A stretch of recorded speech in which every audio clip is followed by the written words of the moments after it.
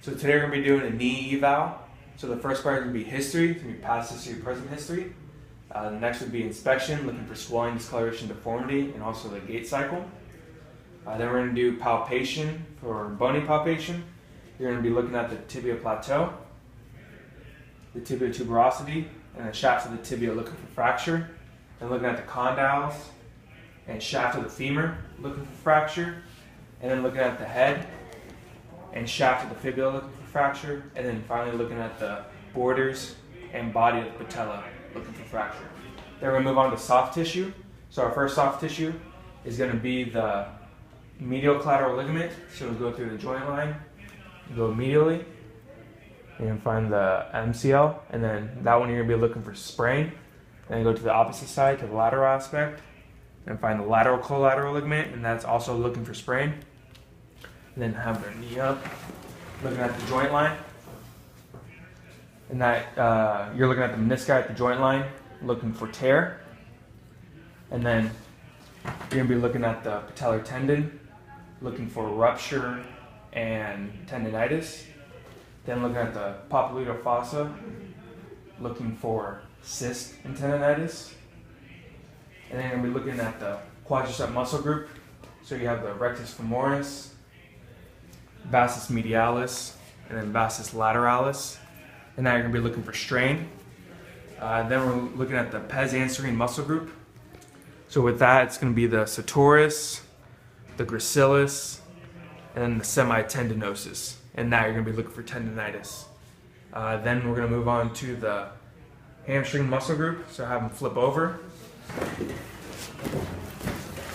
And with the hamstring, you're going to be looking for strain as well. All right, go on this side here. So you're going to have the bicep femoris, semitendinosus, and then semimembranosus. And then have them flip back over.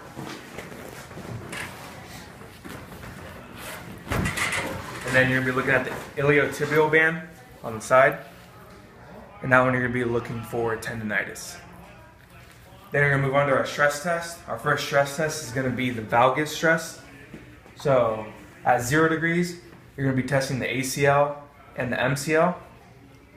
And then at 30 degrees, it's just going to isolate the MCL. And then the next one's going to be the varus stress test. So same thing at 0 degrees, it's going to be the ACL and the LCL. And then at 30 degrees, it's just going to isolate the LCL. Next stress test is going to be the Lachman's test. And this one's going to be testing for ACL. So you're going to have them flex about 30 degrees, have one hand above and one hand below. And then you're going to pull with the bottom hand and stabilize at the top. And again, that's testing for ACL. The next test is going to be the anterior drawer test. So have them flex their knee to about 90 degrees. Then you can sit on their foot. Back a little bit. There we go. And then this one's testing for anterior instability and ACL. And then you're also going to be with the opposite hand. You're going to feel out the joint line to see if there's any translation there. And then for posterior, you're going to be doing the same thing, except you're going to be pushing back. And this one's testing for posterior instability and PCL. So the hands on the joint line and then pushing back. The next test is going to be Godfrey's 90-90s test. And this one's going to be testing for posterior instability. So have flex their hip at 90 degrees. And then flex their knee at 90.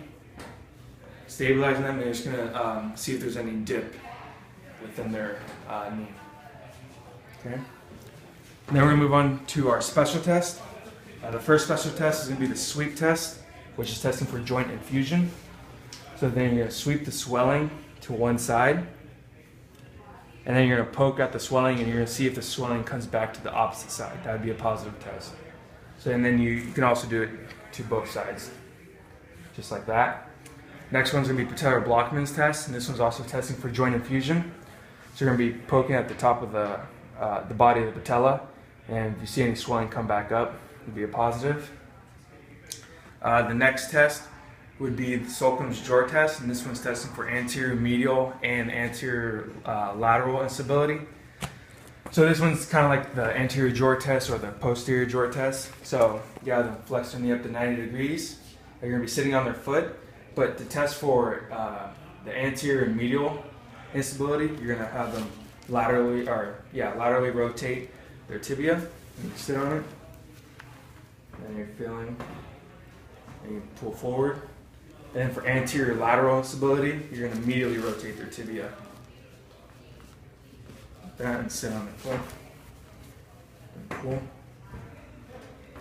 The next test is going to be Reprobottom's test, and this one's testing for PCL and posterior instability.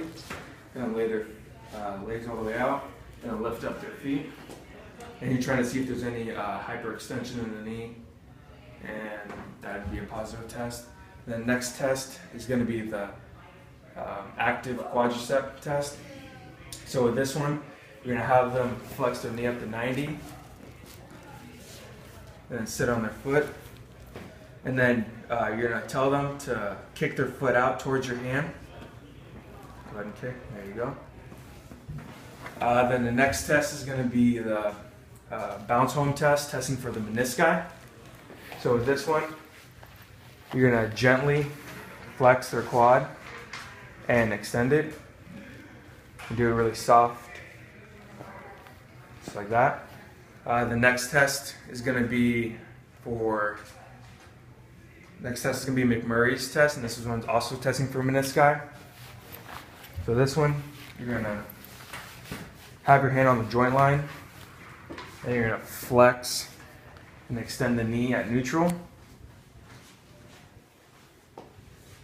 And then you're going to internally rotate their foot, like this, and then flex and extend.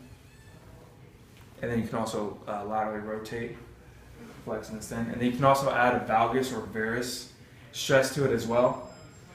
So you would have them at neutral, and then you can add a valgus, and then come back down with a varus, like that. You can also internally rotate and externally rotate at the same time. The next test is going to be the Appelese compression and distraction test. You have them flip over onto their stomach.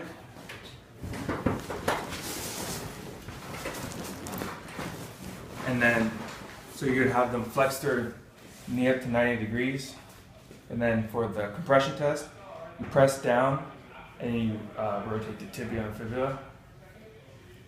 And then for the distraction part, you lift up the knee and you rotate as well.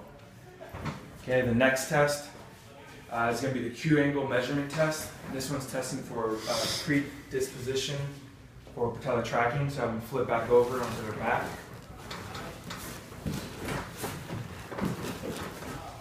So at this, you're going to mark where the ASIS is and the mid patella. And you're going to draw a dot there for the ASIS to the mid patella. And then from the mid patella, you're going to draw a line from mid patella to the tibia tuberosity. It should be about here. And you draw the line right there. And then you would measure the angle in between those lines. And for males, it shouldn't be more than 13 degrees. And then for females, it shouldn't be more than 18 degrees. The next test is going to be the apprehension test. In this one, you're just going to push the patella laterally. And this one's testing for patellar subluxation and dislocation. Then the next one, the next test is going to be the Clark sign, which is testing for patellar chondromalacia.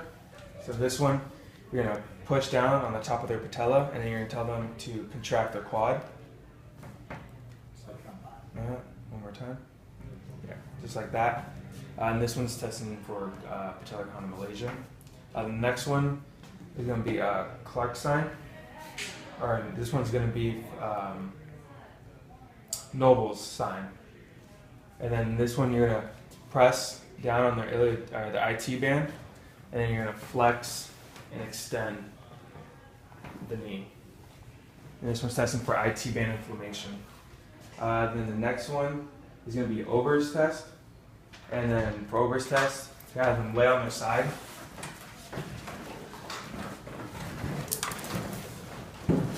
So you're going to support their lower back with your forearm and kind of put their leg into your armpit.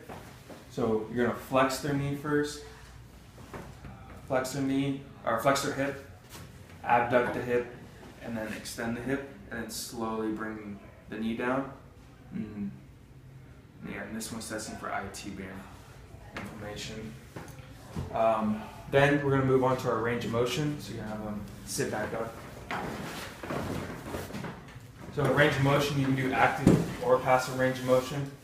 But today we'll be doing passive range of motion. So with knee flexion, you're actually going to lay back down, and then you're going to bring their leg up. And it should be up to 135 degrees. And then for extension, it should be 0 degrees.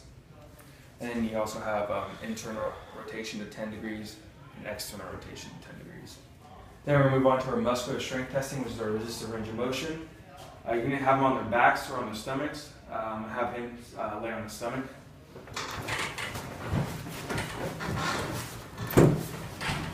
So for flexion, so you're going to be using your quad or your hamstring muscle group, and this is going to be your sciatic nerve. So you're just going to resist down as they flex, just like that. And then for extension, you're going to be using your quadricep muscle group, and this is going to be your femoral nerve.